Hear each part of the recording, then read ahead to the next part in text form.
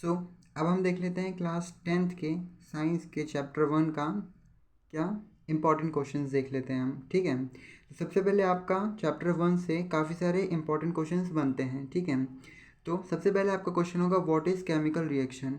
आप इसको गूगल पे सर्च कर लो। ठीक है, और ये क्वेश्चन आता ही है। ठीक है, इसलिए आप इसको कर लेंगे। आगे देखते हैं, हम टॉपिक्स भी देखेंगे इंपॉर्टेंट वाले कि आपको इस चैप्टर से कौन से टॉपिक पढ़ना है।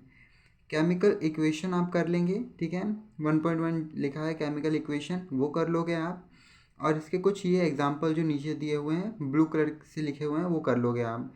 उसके बाद इस टॉपिक से आपको कुछ नहीं करना है। केमिकल इक्वेशन लिखते कैसे हैं ये आपको पता होना चाहिए। और इसका एक एग्जांपल है Mg+O2, ठीक है, गिव्स MgO। तो ये आप कर लोगे। ठीक है, एक एग्जांपल हो गया उसका।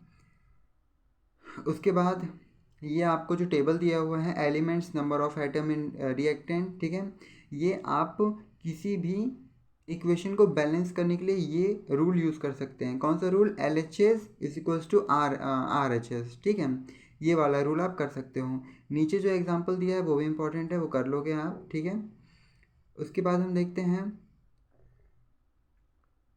बाकी ये सब आपको इसमें से कुछ नहीं पढ़ना है। ठीक है, और ये आपका नहीं, ये भी नहीं पढ़ना है आपको। फिर इंटरनल क्वेश्चंस है दिए गए हैं बुक में, उसमें आपको पढ़ लेना है। बस फर्स्ट वाला आप कर लो। ठीक है, मैग्नीशियम रिबन वाला, वो काफ़ी रहेगा। उसके बाद केमिकल रिएक्शंस कितने टाइप के होते हैं ये आप कर लोगे। तो सबसे पहले होता है कॉम्बिनेशन रिएक्शन। आपको इसकी डेफिनेशन प्लस इसका एक एग्जांपल लर्न होना चाहिए। ये डायरेक्टली पूछ लेता है व्हाट इज़ कॉम्बिनेशन रिएक्शन। ठीक है, तो आप ये कर लेंगे। उसके बाद कुछ एग्जांपल्स दिए हैं उसके, वो कर लोगे आप। उसी का एक टाइप है डीकम्पोजिशन रिएक्शन। ठीक है, तो डीकम्पोजिशन रिएक्शन क्या है ये देख लो आप, और इसका एक एग्जांपल आपको याद होना चाहिए। मतलब जितनी भी डेफिनेशन लिखी हुई है, मतलब जितने भी केमिकल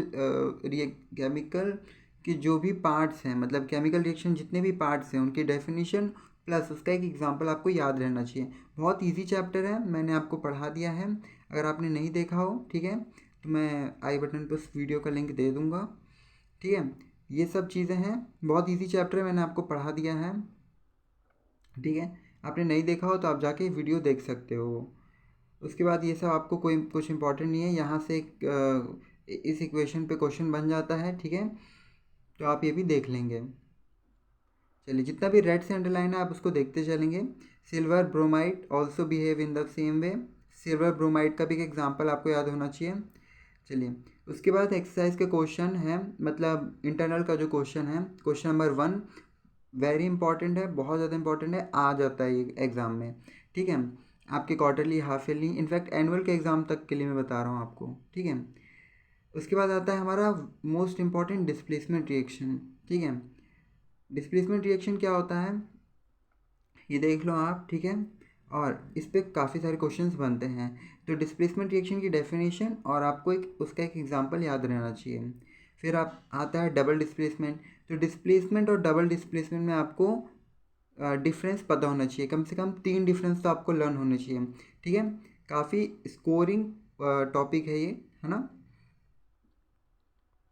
ओके, उसके बाद आता है अपना ऑक्सीडेशन एंड रिडक्शन। बहुत ही इजी टॉपिक है, मैं पढ़ा चुका हूँ। ठीक है, आप उस वीडियो को जाके देख लो, आपका ये चैप्टर बिल्कुल क्लियर हो जाएगा। तो इम्पॉर्टेंट की बात करें तो ऑक्सीडेशन रिडक्शन के एक एक एग्जाम्पल प्लस उनकी डेफिनेशन आप कर लेंगे, बहुत रहेगा। उसके बाद आखिरी टॉपिक आता है अपना कोरोजन और एसिडिटी। बहुत ही ज़्यादा इजी टॉपिक है। ठीक है, इस टॉपिक से आपको क्या क्या पढ़ना है वो मैंने उस वीडियो में बता दिया है। कोरोजन और एसिडिटी आप कर लेंगे। ठीक है, और इसके इंटरनल में से जो क्वेश्चन फर्स्ट है वो कर लेंगे आप।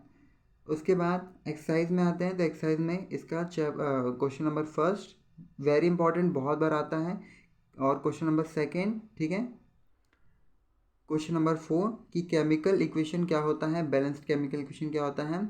और फिर ये कुछ केमिकल इक्वेशंस ये आपके प्रैक्टिस के लिए हैं। ठीक है, ये भी आप कर लेंगे, इससे भी क्वेश्चन आते हैं। और क्वेश्चन 9 और 10 वेरी इंपॉर्टेंट क्वेश्चन है, बहुत ज़्यादा इंपॉर्टेंट है, वो आ जाता है एग्ज़ाम में और काफ़ी स्कोरिंग मार्क्स के साथ आता है। ठीक है, उसके बाद आप देख लेंगे क्वेश्चन नंबर 13, 18, 19 और 20 वेरी इंपॉर्टेंट है।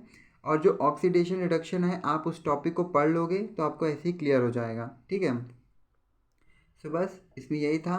क्वेश्चन नंबर 14 भी आप चाहो तो कर लेना, ठीक है, आपके प्रैक्टिस के लिए अच्छा रहेगा। सो इस चैप्टर में से इससे ज़्यादा इम्पोर्टेंट कुछ नहीं है, ठीक है।